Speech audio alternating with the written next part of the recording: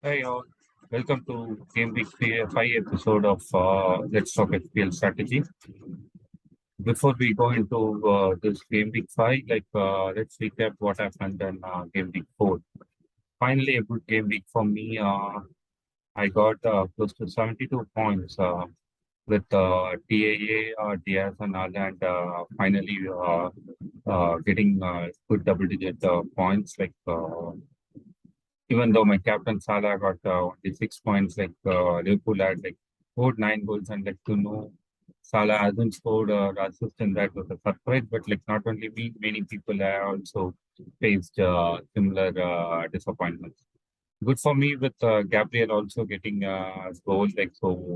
Even though he didn't get a clean sheet, that goal helped him to get 9 points. So my four players literally got me 34, 48, and 57 points, and with all the others, I was able to cross the 70 barrier. So a big green arrow finally. So that's about my Game Week 4. And the one transfer which I'm doing this week is I'm moving uh, Ryan to Wesley Fofana. The reason why I'm jumping now itself initially itself my plan was to have Ryan only for 4 games. And this game week, Fofana with just 4.4 price bracket, I thought it's better to get him now itself, so that to get a Chelsea defender for very cheap, and with more people going to get him, his price will increase. So I thought I'll get that before the price increase. So that's the only transfer for this game week. Talking about the transfers, the top 5 transfers this week was Holland, Luis Diaz, Pascal, Grob, and Odegaard and Saliba. Holland after his hat trick and with the picture against Nottingham, many people have taken him. Diaz again, after his 2 goals in the last game, many people are interested with Salah blanking. And then Pascal Grob, it's continuing his good performance for Brighton. Brighton is yet to be defeated in this season. So they've gone with Grob. Odegaard again scored, and Saliba helped with an assist. So these are the 5 players. Saliba, this is the second continuous week where he's in the top 5 transfers.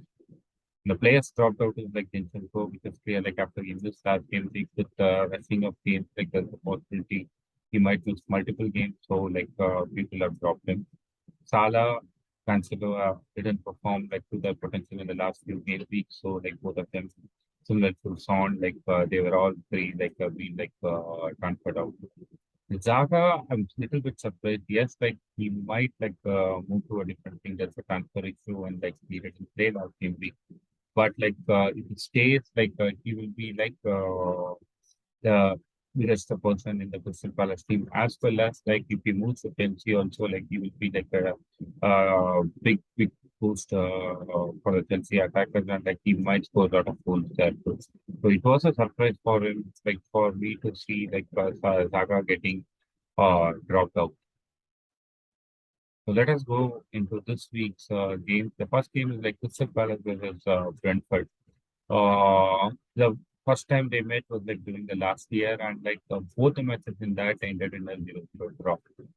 This game week also, I'm expecting a 0-0 draw because Crystal Palace is playing really well, but without Zaga, I expect them not to score. So I've gone with the defensive picks like Anderson, Lee, and Raya as the players whom you can choose in this game.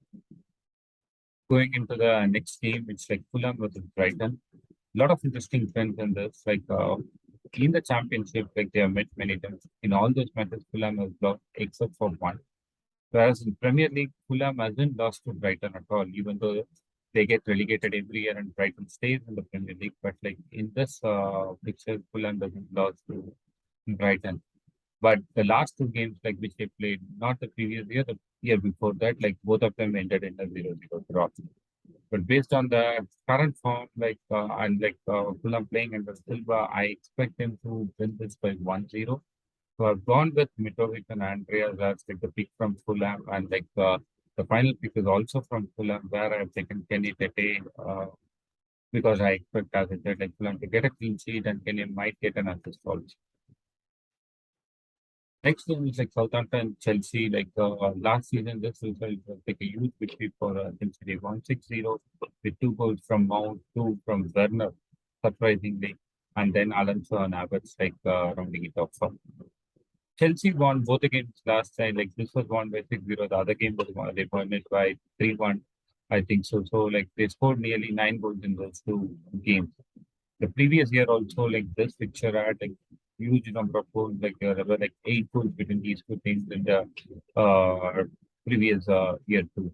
So this game generally involves like a lot of goal scored. So I've gone with Chelsea goal scorers based on Southampton's current form. Chelsea is not like in good form too, but considering like Southampton is really bad, I expect Chelsea to score here. So I've gone with the three people who might be either scoring or assisting, or the people who will be like part of the attacking gameplay. I've gone with Sterling, Mount, and James. Next game is like Leeds versus Everton. Last time when the two team met in Island Road, Leeds and Everton draw it 2-2. That was a game where Leeds played really well, and they should have actually won it, but the game finally ended with 2-2. DC and Gray will start the scoring in that match, and they'll be like 2-0 up, and then Chris and Rafinha score and equalize back for Leeds. Interesting to see is like Leeds has won 39 times against Everton, and that is like their best record against a single team, the maximum wins against any team, and it lost only 20 times, so in a ratio of 2:1. But interesting thing to note here is like Everton scored 5 goals against Leeds last year. This game they scored two. The other reverse fixture they scored the 3 goals there, and they didn't score the game even when the season was like really bad last year. So based on that trend, if you take like last year alone, like everything should do well and Leeds should not do well. But going by the current form of the teams, like I expect both the teams to score and not a clean sheet in the games. So I've gone with the scorers as my players to pick. I've gone with Rodrigo, Allison, and Gray, the three people who has maximum chance to score in this picture.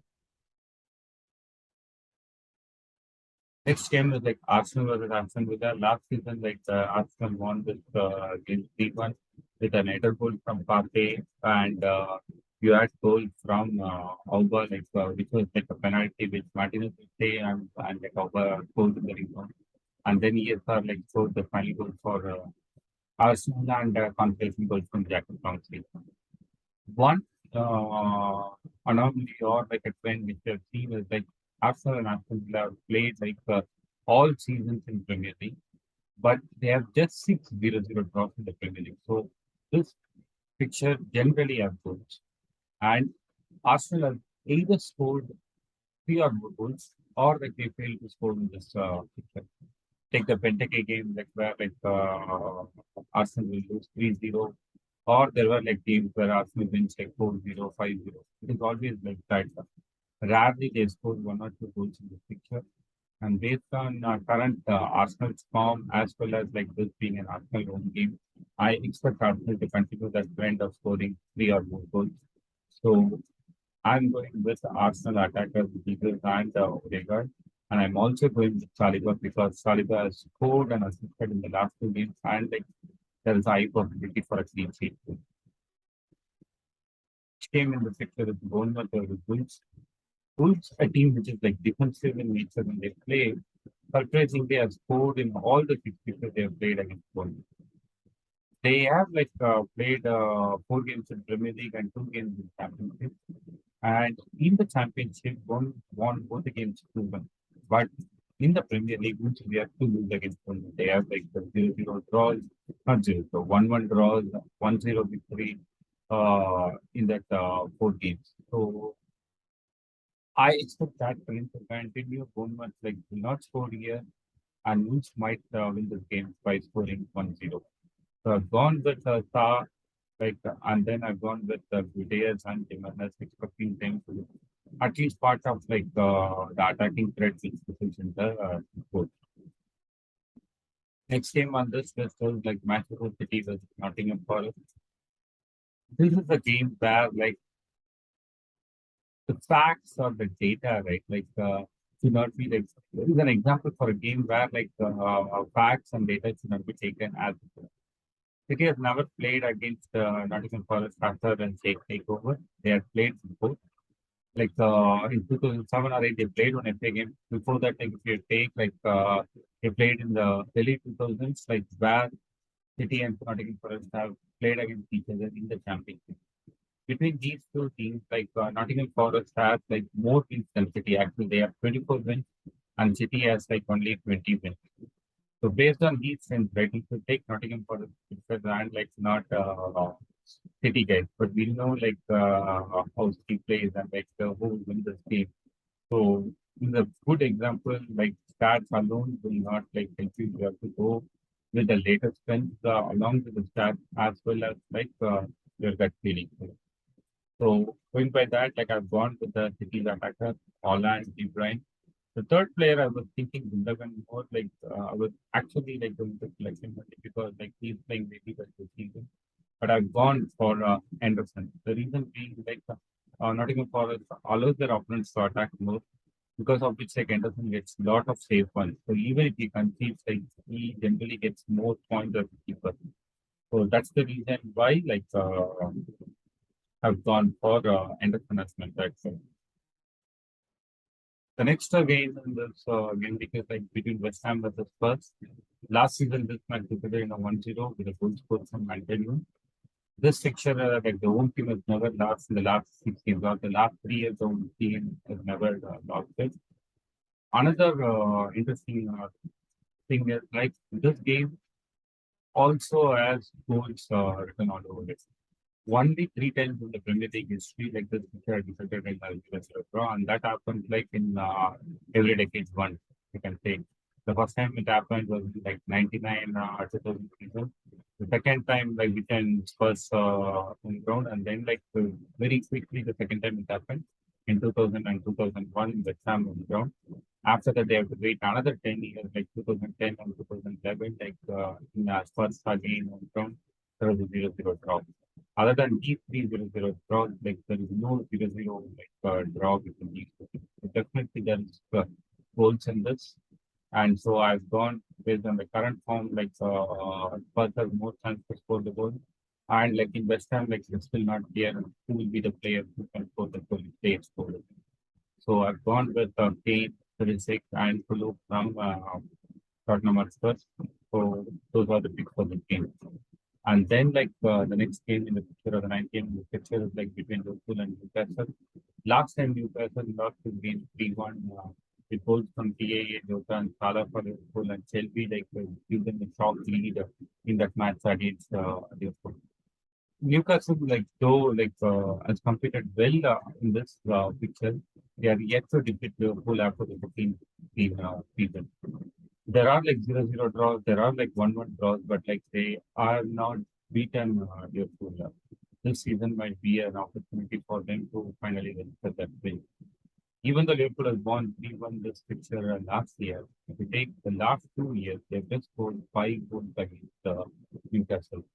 So this game like might be a low scoring affair with one or the other team winning it by very center margin.